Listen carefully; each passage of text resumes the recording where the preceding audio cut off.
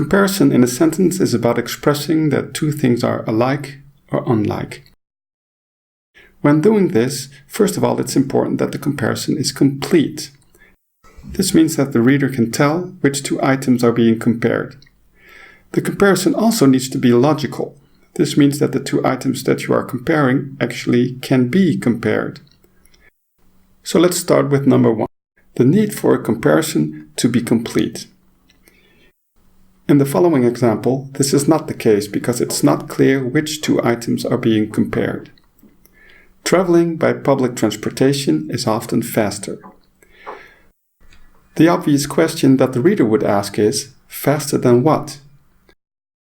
To make this clear, the sentence could be rewritten like this. Traveling by public transportation is often faster than traveling by privately owned car. Now it's clear which two things are being compared, public transportation and a privately owned car. Condition number 2 is that the comparison that you are making in the sentence is logical. This is not the case in the following sentence. A college graduate's salary is often higher than a high school graduate.